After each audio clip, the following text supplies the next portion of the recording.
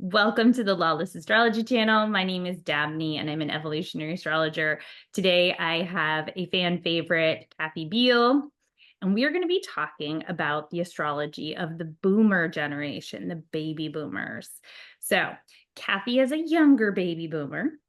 So she is going to be talking about the fact that you guys are not a monolithic generation. There are nuances within, and what the astrology says about that, and how it might be, something that can help broaden your mind about your fellow boomer cohorts.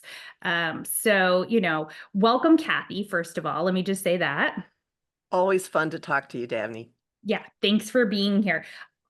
I am not going to do a ton of talking because I am a Gen Xer. I have already done a couple Gen X videos, and I'm a big proponent and a big believer that we can speak to our lived experience. So I love the videos that I did with like Nick David Best and Suzanne Sanders about Gen X. However, what I said in those videos and what I'll say here is, we can make judgments about other people, but at the end of the day, we are all struggling through life. We all have our reason we're here. We have our contributions. And the baby boomers lately have been getting kind of a bad rap, but I think it's coming back around where people are starting to appreciate the contributions that the baby boomers have made over the course of their lifetime.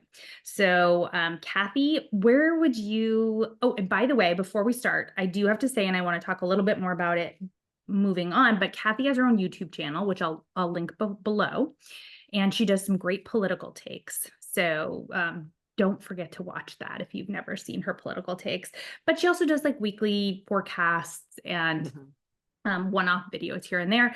And she has a Patreon. So if you're somebody that would love like something delivered to your inbox every day to kind of give you some astrological wisdom, she has a great Patreon that people really like. So that information will be below as well. Okay, Kathy, where would you like to start? Well, there's so many places. Baby boomers have a reputation of being overgrown children, which is in some ways really, it's justified. I will claim it. The generation, and it's often conflated with the Pluto and Leo people, but that's not tidy for reasons that I'll get into. The the Pluto generation before us, Pluto in Cancer, were the people that did not let go of being parents. So you can simplify things by saying Pluto and Leo people have an inflated sense of themselves and did not let go of being kids. To an extent, I will say that is somewhat true. And so let me just start by saying, let's just talk about Pluto and Leo, and then we'll Yeah. break it down. Because Can you there are give me actually, years for that? Because I think people yes, would be yes. interested to know, am I a baby boomer? Like, and sometimes when you're on either end of a generation, you can feel resonance with that generation. Even so if you're like late, Pluto and Cancer, but like on the cusp, you can, maybe have had that Pluto and Leo experience. And the same with if you're Pluto and Virgo, there might be like some crossover, but I generally define Pluto and Virgo as Gen X. But okay. Well, okay, Pluto was in Leo. Here are dates: August 38 to February 39, and then June 39 to October 56, January 57 to August 57, and the final pass was April 58 to June 58. And I hear noise outside. I apologize. It will go away. Can't hear it. Uh, good. Uh, the The boom itself refers to the boom of babies and the economic boom after World War II. World War II ended for the US in the middle of 1945. So one division, just in terms of history, is the pre-summer of 45 people and the post Summer of 45 people. And there's a real difference. The very first wave of the Pluto and Leo people had were much more conservative and much more aligned with the way the US was and always has been, because they had Neptune beliefs in Virgo, which is where the US Neptune is. So they were very much more traditionally aligned with what they just were more conservative, or more like, here's the framework we're working in. We believe in the same thing. We have the vision of the American dream. Um, Neptune started moving into Libra, ducking in and out in October of 42. But the first big division after that, okay, these people all had the first group of people were very conservative. The second group of people really serious and conservative. The March 40 to May 42 Pluto in Leo people had Saturn in Taurus. So they were square Saturn in Taurus, acutely aware of money limitations, the rules. Again, this is another indicator of conservatism. And two people born during that time, and you will be surprised by the first one, are Bob Dylan and Bernie Sanders. How often have you seen photos of either of those people smiling? They are inherently serious people, all right? So the Saturn and Taurus bit added the awareness of, and that, that would fit with pre-war, or actually by that point actually being in the war. Once Pluto got into Leo just before the war ended, there was a group of people who were born with Jupiter in Leo. And I really focus on that because the end of the boom will have it again. But Jupiter in Leo was a time of like really expanding the childlike, like center of the universe, self-contained, expressive aspect of Pluto and Leo.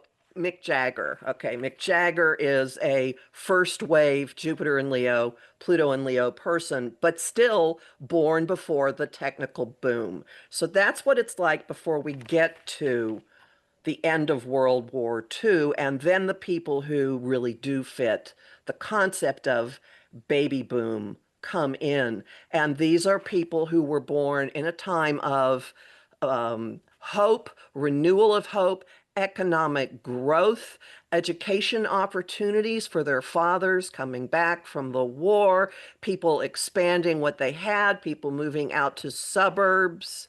Um, it being a simple time where you didn't have to go work in a factory or take a job down the street to support your family. You could simply be a kid. And the boomers, the ones who were born right after the boom, actually experienced childhoods of running around barefoot, outside, playing in the streets, and coming up with their own idealized version of reality. And the biggest chunk of these people have Neptune in Libra. And Neptune, where Neptune is your sense of idealism and creativity, and it's also a cultural bent. So the Neptune in Libra people started to create or experience a certain type of popular culture that has not gone away. Leo doesn't go away. And this is why rock and roll didn't just go on to something else. I mean, technology adapted at the same time, but oldie stations, as this chunk of my generation aged, our music came with us. I can go shopping and sing to songs that were played at my high school formal. It's ridiculous going down to hear stuff from your kidhood while you're in the grocery store. But it's become ubiquitous. It's the soundtrack of our youth is the soundtrack of food commercials, all kinds of commercials, just everywhere you go, it's there. So oldie stations, uh, TV land. Once we became young adults, suddenly the TV shows of our childhood went on to cable, and now there is a cable network that calls itself memorable entertainment TV, me TV, and I swear to God, that's not memorable entertainment. It's me. Okay, Kathy, so I'm going to interrupt for a minute if this Please, because I'm is kind of on. dumping a lot here. No, I love it. So I'm going to break down some of the things that you just said because I think you just had a wealth of information here. So I'm going to start with the fact that, Pluto and Leo is how we're defining the baby boomer generation. However, sociologically, it really is technically people who were born after the war ended. Right. But we have to keep in mind, because we are astrologers, and I think we look at Pluto as really the biggest marker of a generation, but the other outer planets like Uranus, like Neptune, do contribute and add flavor, and that's where it doesn't become a monolith. And I loved the examples that you brought up of those people that were born with Saturn and Taurus, Bob Dylan and Bernie Sanders. One of the things that I think is the most fun to do that can help you understand what you're here to do, what your contribution to the generation is, and what has helped shape you, I guess, is what was the news of the day when you were born? So, I had mentioned that Nixon had just resigned when I was born. And you look at the astrology of that time, that was, everything was in Libra, but so it was a lot about justice and fairness. And so, the outer planets were in a different place than they were for some of the people who had Pluto and Virgo. So with the baby boomers, it's a similar sort of thing. The overarching contribution of Pluto in Leo is Leo. And Mhm. so let's just quickly break down for people what Leo is about. Leo is about creativity, it's about leadership, it's about self expression, it's Mhm. artistry, it's music. The thing that defines so many baby boomers is that cultural musical explosion. And Right. we Gen Xers were the first generation that listened to their parents' music. It was called classic rock at the time, right? But I was sporting a Doors t-shirt. And Hmm. that was kind of an unheard of thing because, to your point, you guys did things differently. Creativity doesn't have to be Picasso. Creativity is about taking two disparate ideas and putting them together, creating something new. And you created something new from what was already existing.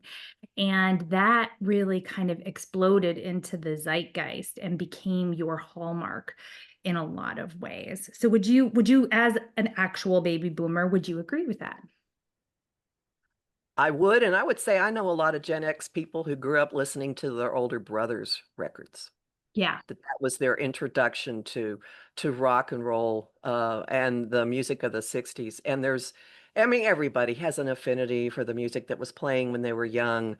But I got to tell you, I'll hear something and go, damn it, that's what music's supposed to sound like because it was wall to wall music. You would follow the top 40, you'd follow the hits, you'd listen to the radio, you'd come to school, someone would have just heard a song, you'd be singing it together. People played guitars, they had combos, that's what you before bands. And they learn music and hang out and play stuff.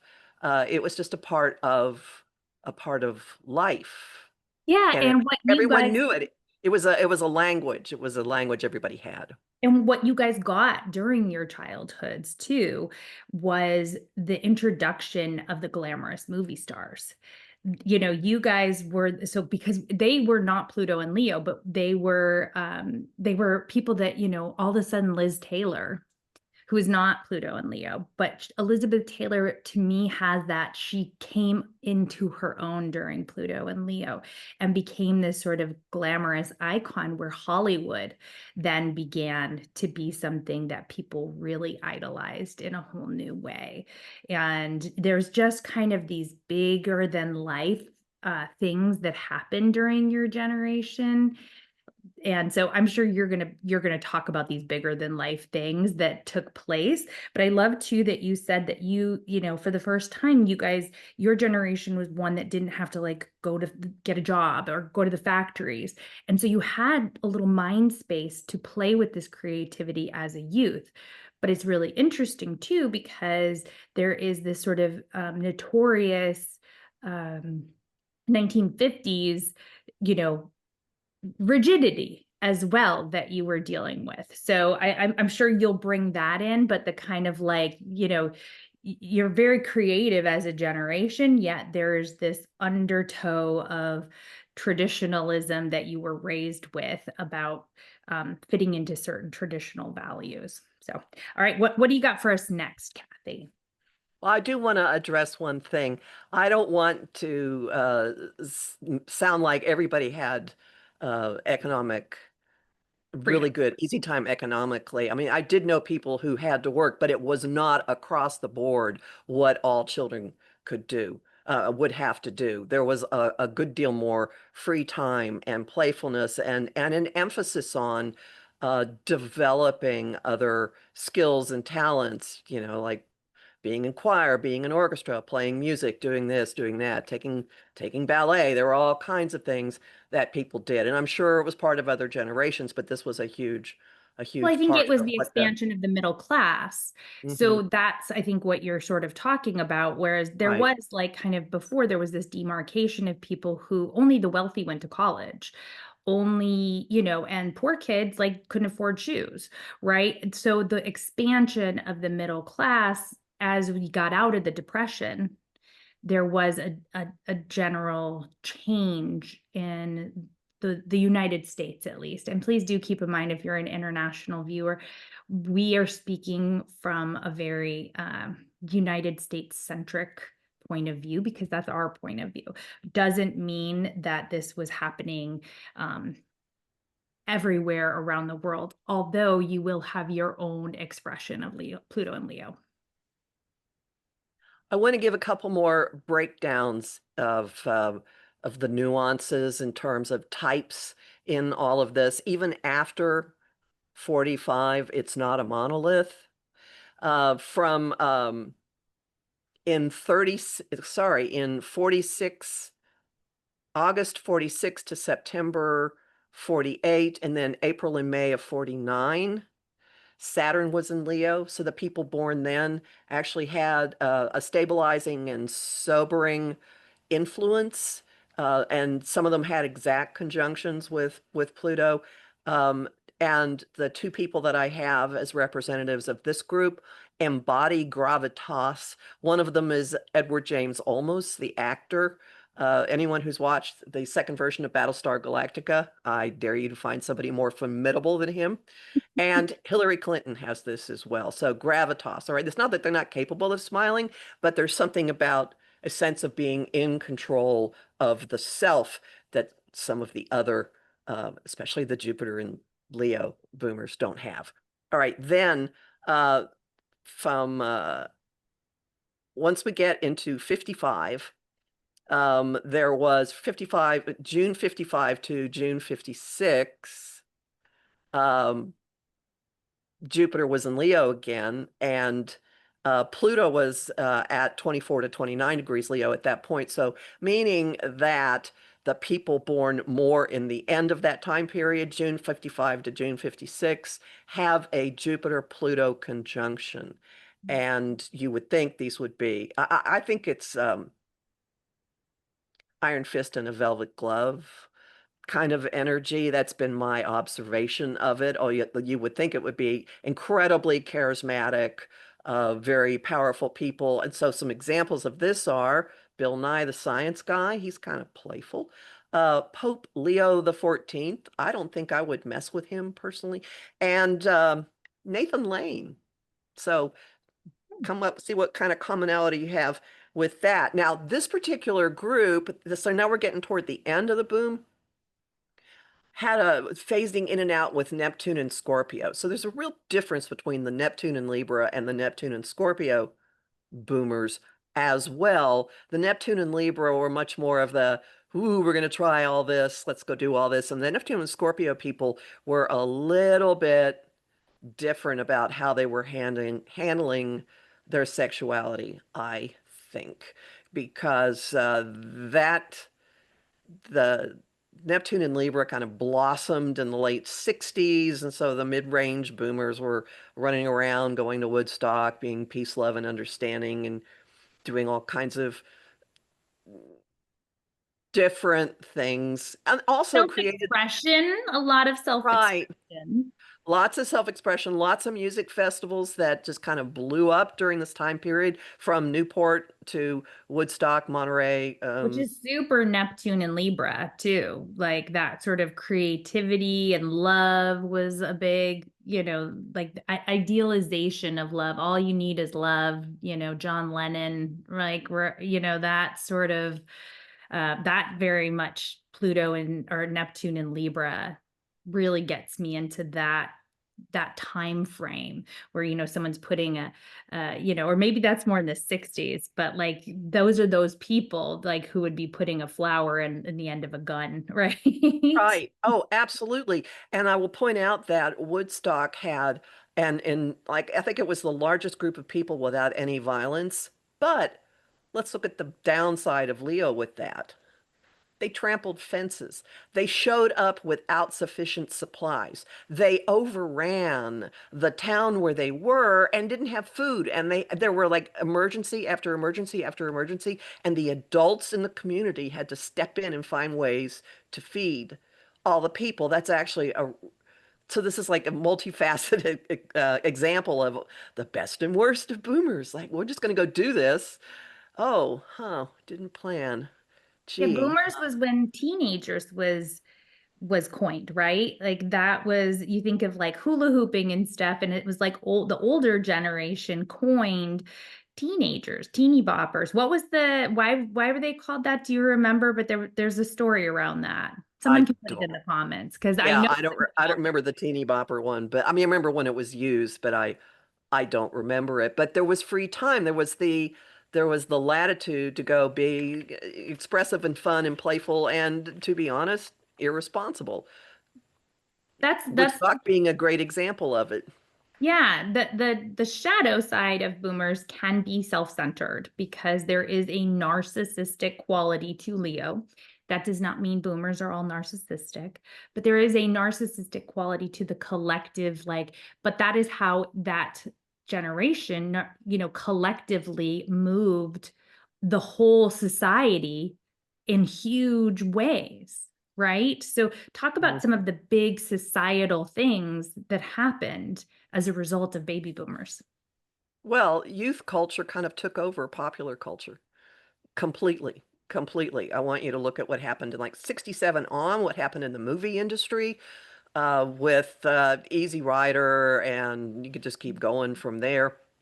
So, and TV changed radically because of it. I mean, the boomers grew up with Leave It to Beaver and the little white picket fence and mom staying home wearing her pearls and father knows best and make room for daddy, and then Andy Griffith, and then gradually became kookier and weirder, and suddenly anything that had to do with rural America got knocked off TV except for Hee Haw.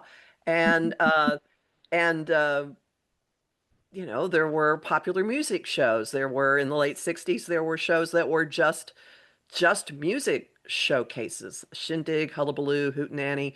Really fun to look at YouTube videos of what was going on there. And it started changing what was going on Broadway. It was changing films. It was changing the face of TV.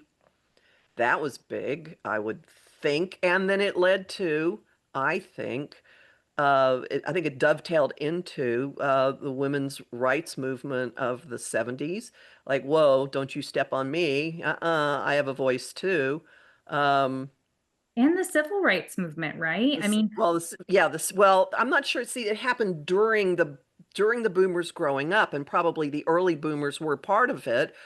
One boomer that has been prominent in our culture was actually a civil rights lawyer before he ran for Congress, and that would be Biden. So yeah, there were boomers involved in that, and in racial in integration, and the music industry bringing different races together, and you would gradually have integrated bands, and it's just the way it was. And you can even look at William Shatner kissing a black woman on Star Trek. Oh my God, nearly got blown off the TV, but you know, well, so that's the one thing that I want to impart is there's when you're born, And that kind of classifies you. Like, let's for a minute put a lot away the sociological and just talk about the astrological. So, you're kind of part of a cohort in the collective. And as you grow up, the sky is still changing, but you're having an influence. Your generation is influential in your own unique way as the sky moves. So a lot of the things that took place with like the Civil Rights Act, uh, um, Johnson's Great Society, those were not done by baby boomers, but they were influenced by it. Protests in colleges across campuses of the Vietnam War, that didn't happen during Pluto and Leo. However, it was driven by a lot of Pluto and Leo youth who were going to express their discomfort and their distaste and their anger about what was happening with the war in Vietnam. And that was revolutionary. That was new. That was something that had not been happening, that people on college campuses would have sit-ins. And you talk about Bob Dylan, Bob Dylan's barely a boomer, but he's the voice of a generation. Mm-hmm. Mm-hmm. The draft was reinstated while boomers were in their teens. And I was around for the very, very, I think the very last call, the last lottery pick. And it was a terrifying thing. Like, okay, people are going to go off and you may never see them again. And at that point, the news was actually broadcasting what was going on in the war. So you'd be sitting eating dinner and you'd be seeing dead bodies and caskets and just horrific, horrific things. And you were highly aware of what was going on. So people took to the kids in large numbers, took to the streets and said, no, do not like this. Don't kill us. And I do recall a Pluto in Cancer sentiment being voiced by mothers of, I don't want my kid to go off and get killed. So again, the not wanting to let go. So it was coming from both directions. So that was a big piece of it. Yeah. Yeah. And what I also think about is, I think about like when I think of boomers, right? And again, Gen X are here, right? But I feel like you did shape society, right? Like and so again, birth control was introduced at the height of your coming of age of sexuality, right? And so there was this kind of new exploration of sexuality. And I talked about in my Gen X video, like AIDS came out when I was coming into my sexuality, and like everyone was terrified of having sex. And so those are the things that like shape your worldview, but it has to do with the fact that, yeah, you guys were the cool kids. Like, and that does not mean every boomer out there was a cool kid, but generationally, you were the cool kids because you kind of had this sort of blessing because you took control, because you were given that freedom to be creative, and you had the confidence as a generation Mm-hmm. to further society. And so here we had the sexual liberation, which wasn't healthy for everybody. So do not want to say that, but it did change society.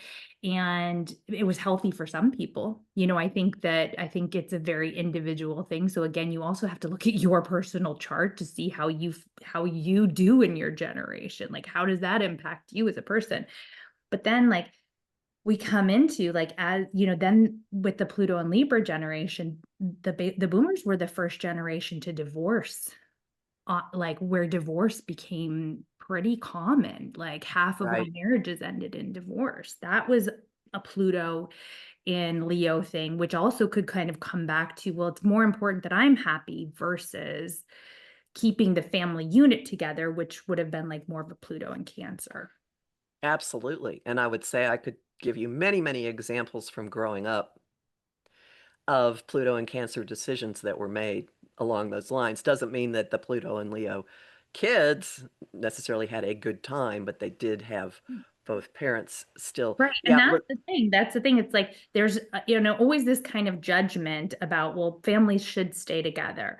But, there was a lot of damage done a lot of times in abusive families and stuff where women were trapped and the children were not, in a good place. And so that explosion of divorce, while in some ways had negative repercussions, in some ways it was a rebalancing of things too.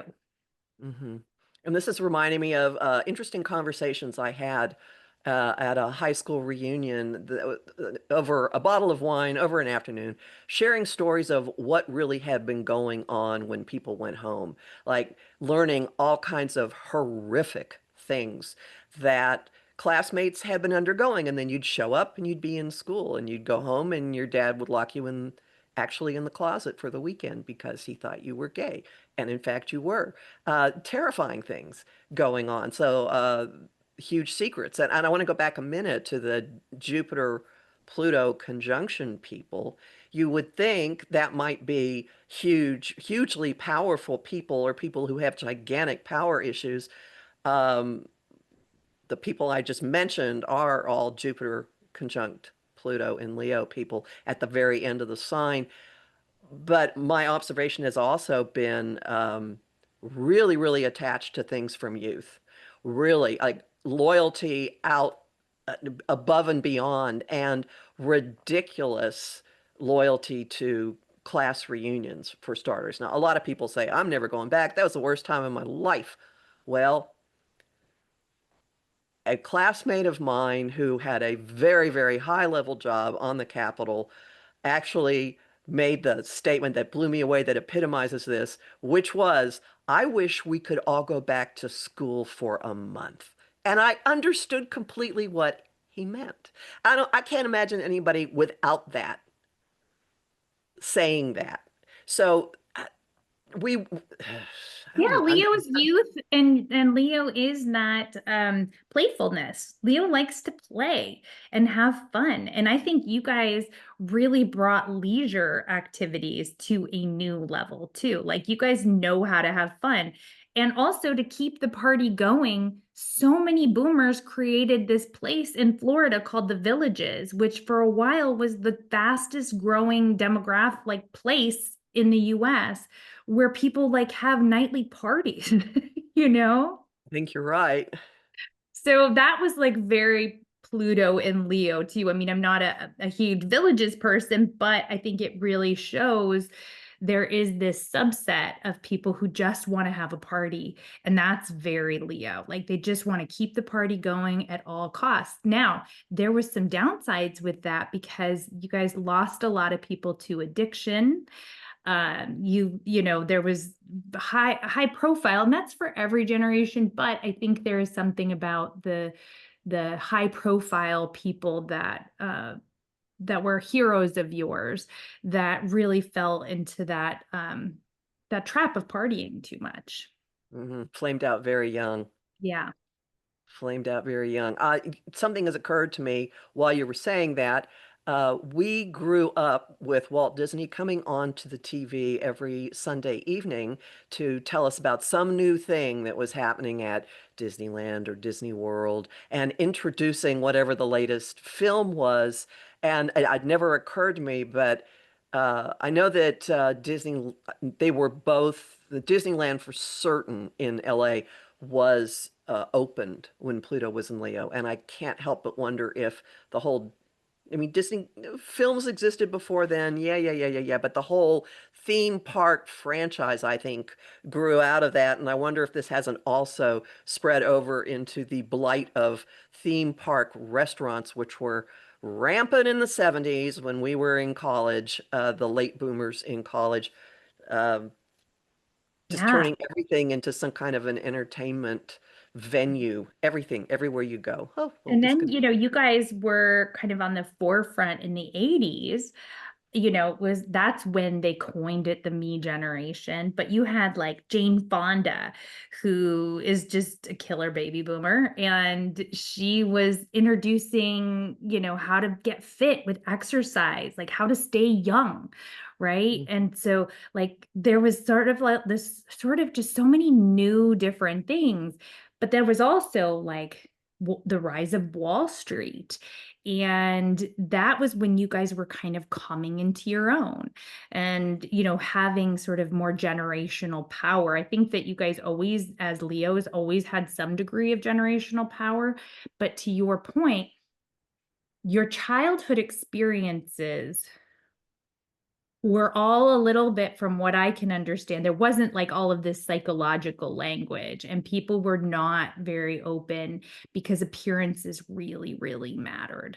And appearances really, really matter to Leo. So that was kind of what you were born under, was this like keep face, like keep up with the Joneses, but keep face. And so it doesn't matter what's going on behind closed doors.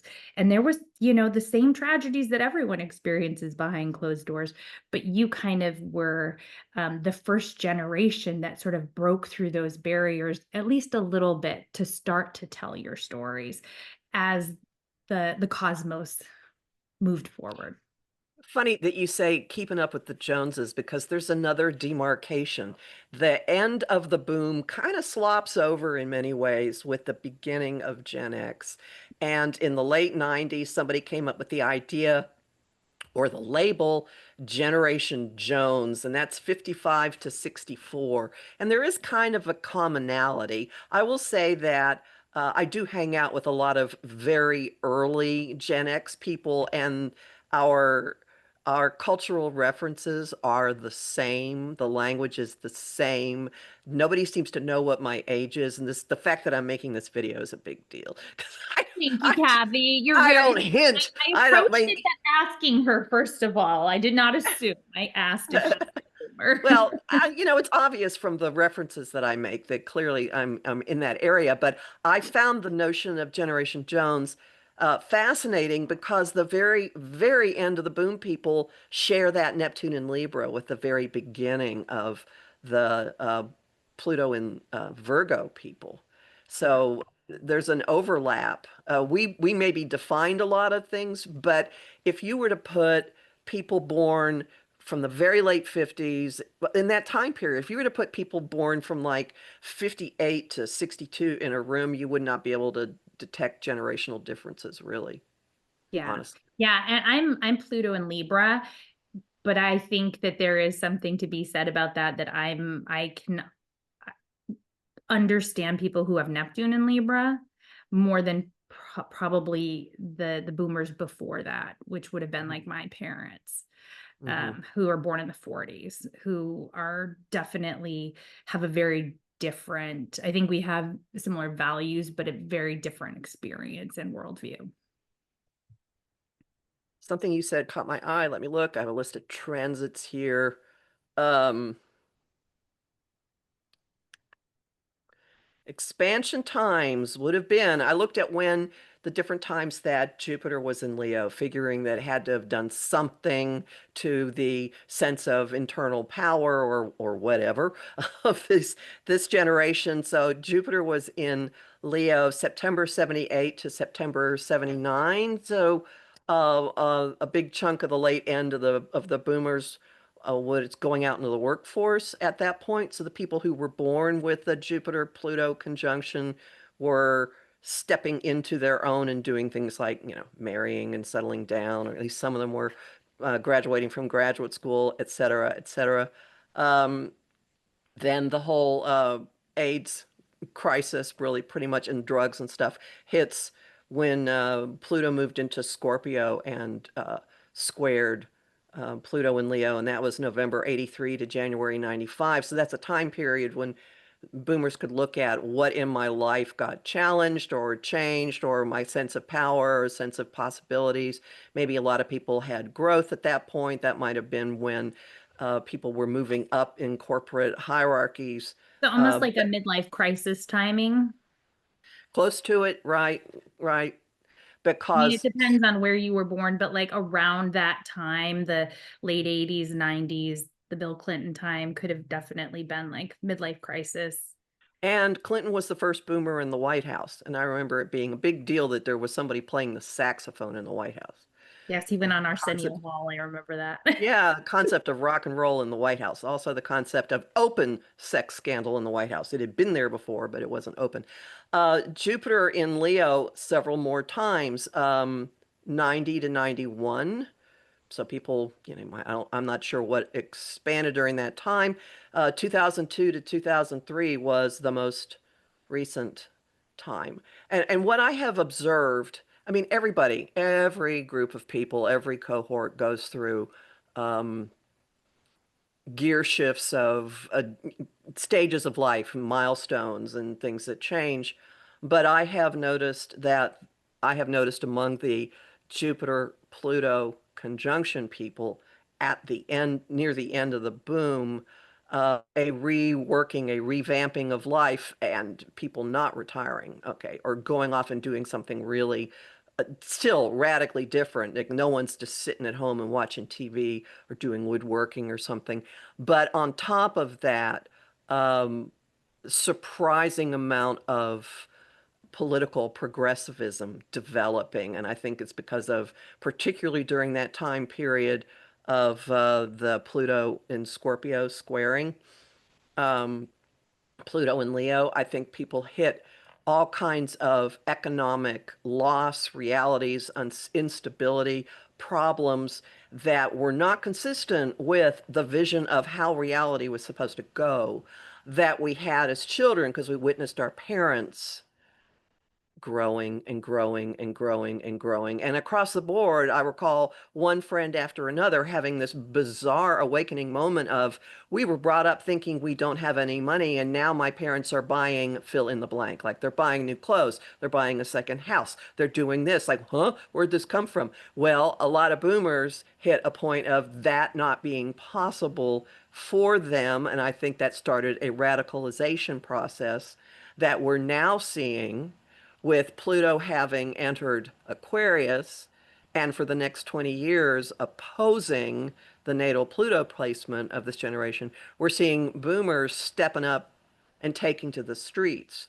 There's a really high proportion of boomers that have been standing up this year and showing up physically because they do have this cellular memory of that's what you do because we saw it on the news when we were kids, but they're standing up for what was theirs, their due. I'm thinking that Social Security and Medicare are huge issues.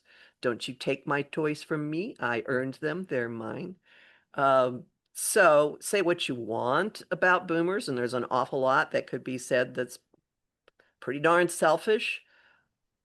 They are taking action now that there is a threat to something that is part of the fabric of their lives. I was really impressed with the Tesla takedowns.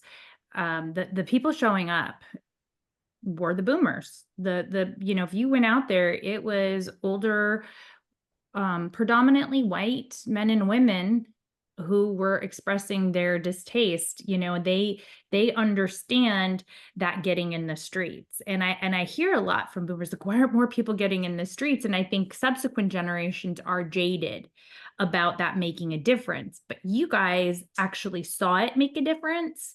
And then it made a difference again with Tesla. I really do think that it helped kind of crystallize the connection between what was happening in the government and this car that at the time, prior to his entry into government, we thought was a symbolism of protecting the earth. Well, that's another thing boomers did too, is the environmental movement. That was Mhm. very much boomers were behind that. Playground. Yeah. I Yeah. think of a the an animated version of the comic strip The Tick. I don't know if anybody remembers that. It was in the 90s, and someone's threatening the Earth, and the tick is standing on the Earth and he's screaming up into the sky, "You can't do this! This is where I keep my toys!" Well, and that's something true that like about kids shows, like you guys were the first to get like Howdy Doody and the Mickey Mouse Club and stuff like that. I remember those are Woo! my mom's and dad's generation Pluto, like their cohort, which I think you're probably too young for. I But didn't watch this. yeah, because they were in the 50s and stuff. But I grew up remembering my mom talking about the Mickey Mouse Club and Annette Funicello and Howdy Doody and things like that. And I think a lot of kids today would be very hard pressed to know what their parents watched as kids, Well, the technology, the development in technology made this possible, right? Mhm. Uranus moving into Gemini in the 40s. So the boomers had technological advances that played into what the home entertainment was. And TV didn't used to be 24 hours. It actually would go off. And you couldn't, there were, there were repeats in the summer sometimes, but you watched it, it was when it was on, or you didn't see it. And there was programming specifically for kids and on Saturday mornings and Saturday morning cartoons. And I recall in my mid-20s going to visit a high school classmate of mine who actually just stayed in bed on Saturday mornings and watched cartoons and like ate kid cereal. It was what Right. he did.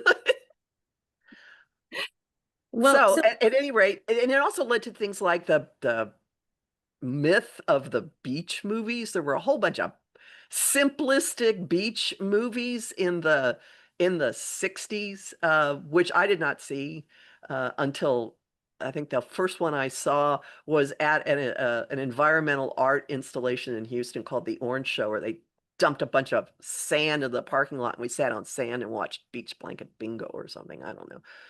that But that was like a fun, playful hee hee. Here's a depiction of teens that just get to spend the summer on the beach. Wee, like, okay. Yeah. It's And an image. that's part of that aura and mythology of the boomers too, where it is a little bit though, that Leo, oh, everything's fine, like wanting to be what you're supposed to be versus who you authentically are. And And being out in the sun. I mean, let's take oh, it down to right, the right. Like simplest thing. everything Being is out in the sunny, sun. everything is great, and there is kind of when you watch those Elvis movies, there's something that does ring a little false about them. Like it's kind of like this, everything's great and everyone's dancing around and stuff. So now we've got Pluto as, Pluto's in Aquarius. So that means we're in the opposition. So do you want to talk a little bit about what this generation you think that they can expect or what they're experiencing with Pluto going into Aquarius, which for eventually, depending on your age, will be a Pluto opposition?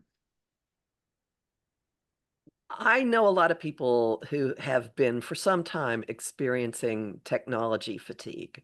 This generation has gone from 45s to LPs to cassette tapes to laser discs to Walkmen to just keep going, going, going, going, going, going, going. And our lives have been a constant adaptation to changing technology. Constant. When we were kids, there were not answering machines. The phone rang, you answered it. If you missed the call, you missed the call. Not caller ID. All these things have been developing and changing and changing and changing. And I am observing some boomers hitting a point of, I can't deal with this anymore.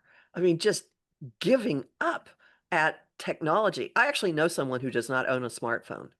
She's a mid-boomer. She's like right after the war. She's old enough she could have gone to Woodstock. So one thing will be coming to grips with the role that technology plays in our lives in ways that we've always had to do. Well, maybe not in way, but it's an issue we've always had to deal with, and I think some people are hitting critical mass. Secondly, really figuring out where your place in the collective is. Uh, I see every time Pluto changes signs as a realignment of power, and Pluto in Aquarius is taking us from corporate top down, top heavy power to much more of a whoosh across the board, and people are being challenged to step up and find their place in their community. So I would expect that gradually as the opposition moves through, more and more boomers are going to get more active in their community in some way. And not just go out and stand on the street with a sign, but I'm not even sure what. Yeah. I don't see this as being as I said before, the retiring and sitting and doing woodworking in the garage and watching TV generation at all. No, absolutely not.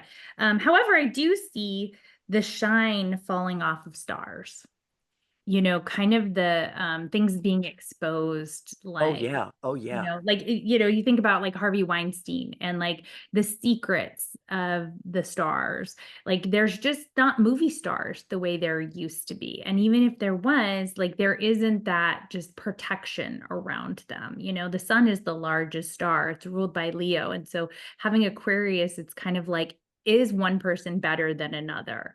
And that is something that I think is really interesting to watch Hollywood lose its tarnish. Oh, well, that's the social medialization of fame. And then people are getting, I think there's somebody going on to Saturday Night Live who's a TikTok comedian. I mean, the social media is now a testing ground, a proving ground. So who Right, like knows? you and I can have thousands of people watching us, which back in the day, you know, not that long ago, you know, you and I were relegated to our local communities. Hmm. But now we have a platform to share with people. Okay, So an equalizing of fame, I think, is a way to, or yeah, equalizing of gateways that's to beautiful. an Yeah. equal of gateways to self-expression. So who knows? Maybe there's another wave of really interesting um, self-expression that's going to come out of this group of people. Was there anything else that you wanted to share before I have one final wrap up question? No. Okay, my wrap up question is, tell me all the things that you love about being a baby boomer. Like, what are some of the fun memories? And then I want people to drop below in the comments all of your favorite baby boomer memories and your defense of your generation, your excitement about being a baby boomer. So please, you know, I loved reading all the Gen X comments, and I know Kathy's going to love reading all the boomer memories. The music is a big one because it was a constantly evolving thing. It was not static. Every year there'd be a different type of music, and starting in about 65, I got a hold of my father's transistor radio, and I would sleep with it by my at my ear at night. I would just take it and listen to it under my and there was all, you'd actually track what the latest songs were, and I would write lists. I still have my top 100 of the year lists for every year in the late 60s. I would spend the whole New Year's weekend listening and writing it down. There was something, and there was also something very communal about this, but the music was constantly evolving and evolving. And fascinating and different and interesting. And by the time we got into the late boomers got into their teen years in the 70s, it was eclectic as could be, absolutely eclectic. And it wasn't auto-tuned or this is the sound of a drum kit or drum box or anything like that. There was something that was still very accessible and vibrant with it, and you would learn things and you'd sing along. So the music is a huge piece. The magazine culture and TV culture, huge piece. I remember the date that the Monkees premiered. This huge monkey maniac.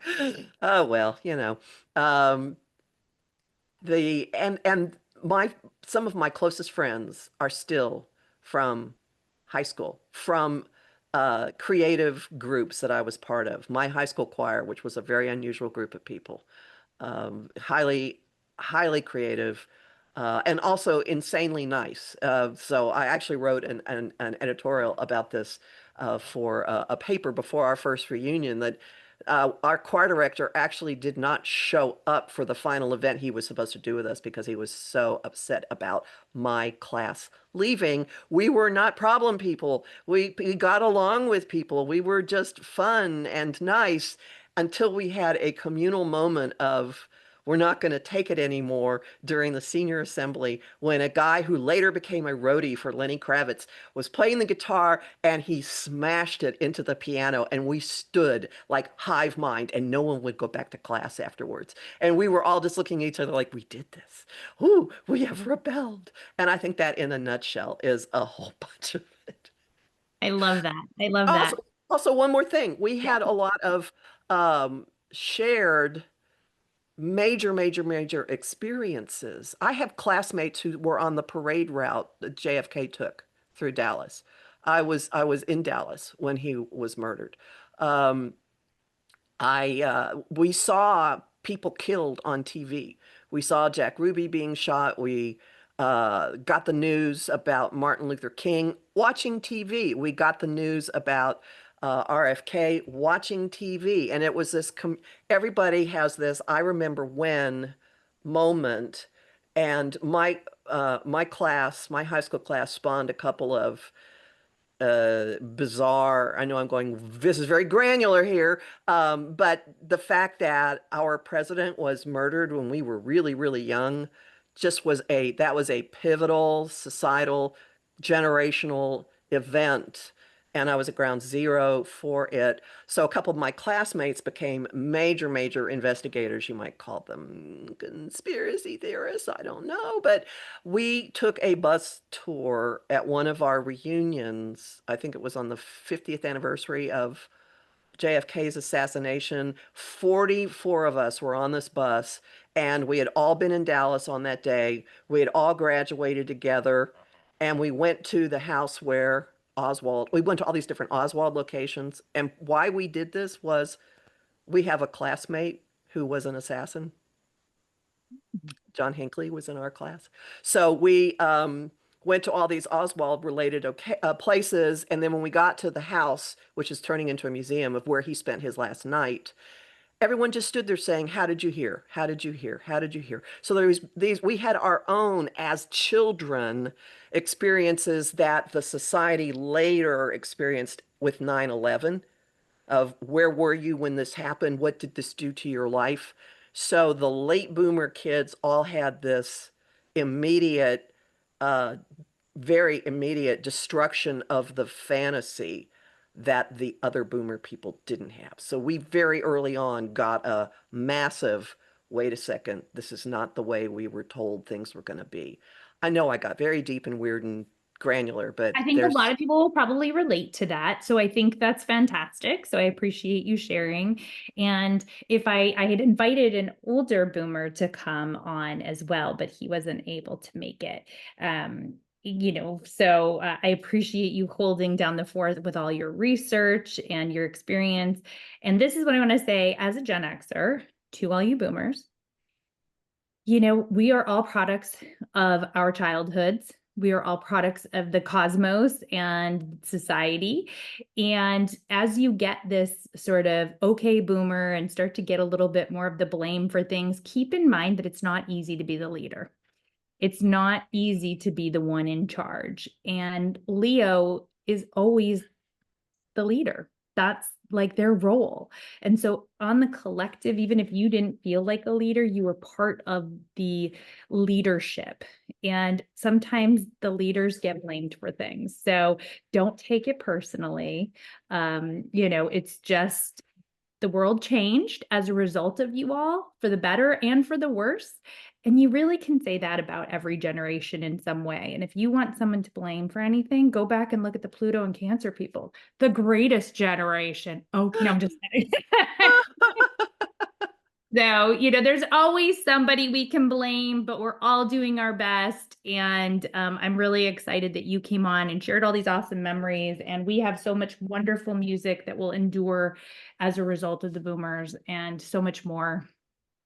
So, thank you, Kathy. I Anything do have an end thought. Yeah, I do have an end thought, and that is I say Leo is the ambulatory center of the universe. Okay, so if you are a Pluto and Leo person, or if you have a lot of Leo in your chart, embrace it and take care of the universe. All right, if you are the walking center of the universe, treat it with respect. And Pluto in Aquarius is going to challenge you to step into your own power to deal with things. Yeah, the leadership, there's responsibility with being the leader. And that might be the reminder that Pluto and Aquarius is giving you is the actual responsibility of that leadership. So, Mhm. step away from the party at the villages, maybe go out and, honk if you are unhappy and want to protect democracy or whatever. Kathy was just at a protest the other day. So, okay, thank you again, Kathy. I hope you guys enjoyed this. There is a reason and a season for it all. The universe is conspiring to help you. Please don't leave comments that I talked too much, because I'm doing my best and I love Kathy and I hope I gave her as much space as possible to talk about this generation. All right, boomers.